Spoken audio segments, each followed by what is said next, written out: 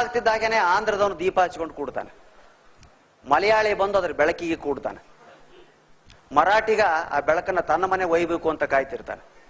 ಬೆಳಗಾಗೋವರೆಗೂ ಕಡ್ಡಿ ಪೆಟ್ಟಿಗೆ ಹುಡುಕಿ ಬೆಳಗಾದ್ಮೇಲೆ ದೀಪ ಹಚ್ತಾನೆ ಕನ್ನಡಿಗ.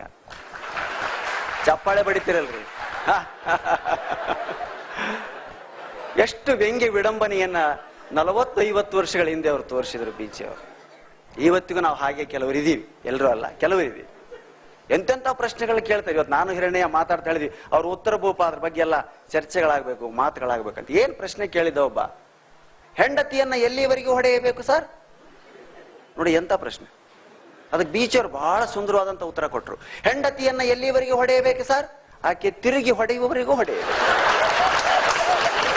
ಎಷ್ಟು ಸೂಕ್ಷ್ಮವಾದಂತ ನವಿರಾದ ಹಾಸ್ಯವನ್ನ ಬೀಚಿ ಒಂದೊಂದೇ ಲೈನ್ ನಲ್ಲಿ ಹೇಳ್ತಾ ಇದ್ರು. ಅಕ್ಕನ ಬಳಗವಿರುವಲ್ಲಿ ಭಾವನ ಸಮಾಜ ಹುಡುಕುತ್ತ ಬರುತ್ತೆ. ನೋಡಿ ಎಂತ ಮಾತು. ಅಕ್ಕನ ಬಳಗವಿರುವಲ್ಲಿ ಭಾವನ ಸಮಾಜ ಹುಡುಕುತ್ತ ಬರುತ್ತದೆ, ಇದರ ಪೂರ್ಣ ಫಲವೇ ಶಿಶುವೆ. ಬಿಡಿಸಿ ಹೇಳಬೇಕಾಗಿಲ್ಲ. ಕ್ಯಾವರೆ ನಾಟ್ಯ, ಭರತನಾಟ್ಯ, ಇದರಲ್ಲಿ ಯಾವುದು ಕಷ್ಟ? ಬೀಚಿನ ಕೇಳ್ತಾರೆ. ಭರತನಾಟ್ಯ, ಕ್ಯಾಬರೆ ನಾಟ್ಯ, ಇದರಲ್ಲಿ ಯಾವುದು ಕಷ್ಟ? ತುಂಬಾ ಸುಂದರವಾದಂತ ಉತ್ತರ ಕೊಡ್ತಾರೆ ಬೀಚಿಯವರು. ಭರತನಾಟ್ಯ ಕಲಿಯುವುದು ಕಷ್ಟ, ಕ್ಯಾಬರೆ ನಾಟ್ಯ ಮರೆಯುವುದು ಕಷ್ಟ. ಓದ್ಬೇಕು ನೀವೆಲ್ಲ ಉತ್ತರ ಭೂಪಾನ. ಎಂತೆಂಥ ಪ್ರಶ್ನೆಗೆ ಉತ್ತರಗಳು. ಮದುವೆಯಾದ ಹೊಸತರಲ್ಲಿ ಹೆಂಡತಿ ಭುಜಕ್ಕೆ ತಲೆ ಇಟ್ಟಾಗ ಗಂಡ ಏನು ಮಾಡಬೇಕು? ಅಬ್ಬಾ ಎಂತ ಪ್ರಶ್ನೆ ರೀ. ಮದುವೆಯಾದ ಹೊಸತರಲ್ಲಿ ಹೆಂಡತಿ ಭುಜಕ್ಕೆ ತಲೆ ಇಟ್ಟಾಗ ಗಂಡನಾದವನು ಏನು ಮಾಡಬೇಕು? ಆಕೆ ತಲೆ ಎತ್ತಿದ ಮೇಲೆ ಶರ್ಟಿಗೆ ಆಕೆ ತಲೆ ಎಣ್ಣೆ ಹತ್ತಿದೆಯೇನೋ ನೋಡಿಕೊಳ್ಳಬೇಕು. ಇವತ್ತು ಮಾತುಗಳಿಗೆ, ಓದುಗಳಿಗೆ ಅವಕಾಶವೇ ಇಲ್ಲ. ಎಲ್ಲ ಮೊಬೈಲ್ ಯುಗ, ಎಲ್ಲ ಮೊಬೈಲ್ ಯುಗ, ಎಲ್ಲವೂ ಮೊಬೈಲೇ. ಈ ಮೊಬೈಲು ಮತ್ತು ಹೆಂಡತಿ ಇವೆರಡೂ ಒಂದೇ. ಹೇಗೆ ನೋಡಿ, ಬಾ ಅಂತಲ್ಲ ಅಂತಿದಾರ ಅನ್ಬೇಕಾಗಿಲ್ಲ, ಇನ್ನೊಂದು ಹೇಳ್ತೀನಿ. ಮದುವೆ ಆದ 2 ವರ್ಷಕ್ಕೆ, ಮೊಬೈಲ್ ತಗೊಂಡು 2 ವರ್ಷಕ್ಕೆ ಎಲ್ಲರಲ್ಲೂ ಒಂದು ಪಶ್ಚಾತ್ತಾಪ ಮೂಡುತ್ತದೆ. ಏನು? ಇನ್ನೂ 1-2 ವರ್ಷ ಕಾದಿದ್ರೆ ಒಳ್ಳೆ ಮಾಡಲ್ ಸಿಗ್ತಾ ಇತ್ತು.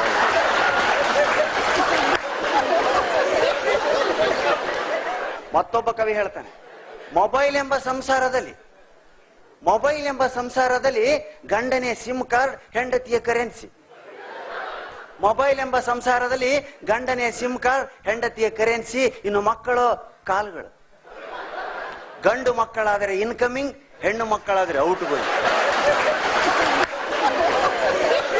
ಗಂಡು ಮಕ್ಕಳಾದರೆ ಇನ್ಕಮಿಂಗ್, ಹೆಣ್ಣು ಮಕ್ಕಳಾದರೆ ಔಟ್ ಗೋಯಿಂಗ್. ಮಕ್ಕಳೇ ಬೇಡವೆಂದರೆ ಮಿಸ್ಡ್ ಕಾಲ್ಗಳು.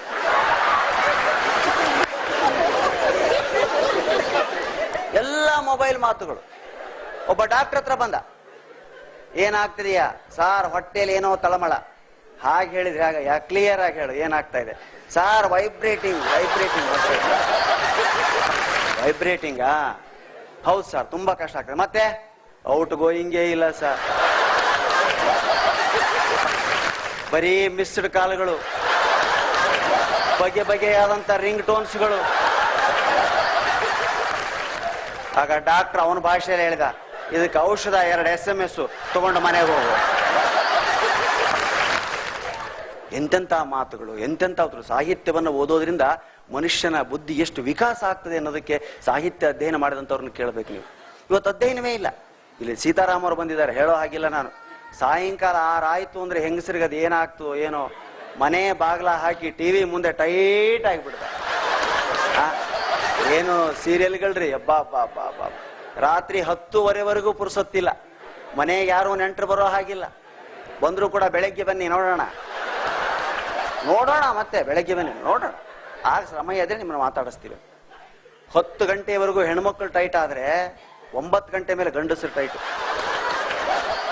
ಮನೆಯಲ್ಲಿ ಇಬ್ರು ಹೀಗೆ ವಿಧವಾಗಿ ಟೈಟ್ ಆದ್ರೆ ನಮ್ಮಂತ ಲೂಸ್ಗಳ ಮಾತನ್ನು ಕೇಳೋರು ಯಾರು? ಆದ್ರೂ ಇಷ್ಟೊಂದು ಜನ ಬಂದಿದ್ದೀರಿ ಅಂದ್ರೆ ಬೆಂಗಳೂರಿನಲ್ಲಿ ಇನ್ನೂ ಸಾಂಸ್ಕೃತಿಕ ವಾತಾವರಣ ಉಳಿದಿದೆ ಅಂತಲೇ ಅರ್ಥ. ಹೆಣ್ಮಕ್ಳು ಇಷ್ಟು ಜನ ಬಂದಿದ್ದೀರಿ ಅಂದ್ರೆ ಅದಕ್ಕೆ ಒಂದೇ ಒಂದು ಕಾರಣ, ಅವರ ತ್ಯಾಗ ಅಲ್ಲ. ಇವತ್ತು ಭಾನುವಾರ ಯಾವ ಸೀರಿಯಲ್ಲೂ ಇಲ್ಲ, ಹೌದಾ? ಪ್ರಾಮಾಣಿಕವಾಗಿ ಒಪ್ಕೊಳ್ಳೋಣ, ನಾವು ಓದೋದನ್ನ ಬಿಟ್ಟಿದ್ದೀವಿ. ನಮಗ ಅನಕ್ರು ನೆನಪಿಲ್ಲ, ಬೀಚಿ ನೆನಪಿಲ್ಲ, ಹಿರಣ್ಣಯ್ಯವರು ನಾವು ಯಾರೋ ಜ್ಞಾಪಕ ಮಾಡಿದಾಗ ಹೌದು ಇಂಥ ಒಬ್ಬ ಸಾಹಿತಿಗಳಿದ್ರು ಅಂತ ಜ್ಞಾಪಕ ಆಗ್ತದೆ. ಓದುವಂತ ಹವ್ಯಾಸವನ್ನು ಕಳ್ಕೊಂಡಿದ್ವಿ. ಕೂತಿರ್ತಕ್ಕಂಥವ್ರು ಎಲ್ಲರೂ ಅಧ್ಯಯನದಿಂದ ಮೇಲೆ ಬಂದಂತವ್ರು. ಇದ್ರಲ್ಲಿ ಯಾರಾದ್ರೂ ಕಂಟಿನ್ಯೂ ಟಿವಿ ನೋಡೋರ್ನ ಯಾರಾದ್ರೂ ಕರ್ಕೊಂಬಂದಾರೆ ನೋಡ್ರಿ? ಕಂಟಿನ್ಯೂ ಟಿವಿ ನೋಡೋರ್ನ, ಕಂಟಿನ್ಯೂ ಸಿನಿಮಾ ನೋಡೋರ್ನ ಯಾರು ಕರೆತಂದಿಲ್ಲ. ಓದುವಂತವ್ರನ್ನ, ಓದಿಕೊಂಡಂತವ್ರನ್ನ ಕರೆತರಲಾಗ್ತದೆ. ನೀವೆಲ್ಲ ಇಲ್ಲಿ ಕೂಡ್ಬೇಕಂದ್ರೆ ಮಾಡ್ಬೇಕಾದ ಕೆಲಸ ಒಂದೇ, ಅಧ್ಯಯನ, ಸಾಹಿತ್ಯ, ಕಾವ್ಯ, ಶಾಸ್ತ್ರ ಓದಬೇಕು. ಓದಿದ್ರೆ ಮನುಷ್ಯನ ಬುದ್ಧಿ ವಿಕಾಸ ಆಗ್ತಾ ಹೋಗ್ತದೆ. ನಮ್ಮ ಬೀಚರ್ ಪ್ರಶ್ನೋತ್ತರ ಒಂದೇ ಸಾಕು. ಒಬ್ಬ ಪ್ರಶ್ನೆ ಕೇಳಿದ, ರಾಜಕಾರಣದ ಹುಚ್ಚು ಆಗ ಬಹಳ, ಈಗೇನು ಕಡಿಮೆ ಆಗಿಲ್ಲ. ಒಬ್ಬ ಕೇಳಿದ, ಸಾರ್ ನಾನು MP ಎಲೆಕ್ಷನ್ಗೂ ನಿಂತಿದ್ದೇನೆ, MLA ಎಲೆಕ್ಷನ್ಗೂ ನಿಂತಿದ್ದೇನೆ, ಹೀಗೆ ಎರಡಕ್ಕೂ ನಿಂತಿದ್ದೇನೆ, ನಿಮ್ಮ ಟೀಕೆ ಬರಲಿ ಸರ್. ನಾನು ಒಂದಕ್ಕೆ ನಿಲ್ಲುವವ್ರನ್ನ ನೋಡಿದ್ದೆ, ಎರಡಕ್ಕೆ ನಿಲ್ಲುವವ್ರನ್ನ ನೋಡಿರ್ಲಿಲ್ಲ. ಎಂತ ಮಾತು! ತಿರ್ಗಾ ಅವನ ಪ್ರಶ್ನೆ ಕೇಳಿರಬಾರ್ದು, ತಿರ್ಗಾ ಅವನು ಎರಡೆರಡು ಎಲೆಕ್ಷನ್ ನಿಂತಿರಬಾರ್ದು ಅಂತ ಉತ್ತರ. ಮನೆಯಲ್ಲಿ ತಂದೆ ತಾಯಿಗಳು ಹೇಗಿರ್ತಾರೋ ಹಾಗೆ ಮಕ್ಕಳು. ತಂದೆ ತಾಯಿಗಳ ಕೈಯಲ್ಲಿ ಪುಸ್ತಕ ನೋಡಿದ್ರೆ ಮಕ್ಕಳ ಕೈಯಲ್ಲಿ ಪುಸ್ತಕ ಬರ್ತದೆ. ತಂದೆ ಸಿಗರೇಟ್ ಹಿಡಿದ ಮಗ ಸಿಗರೇಟ್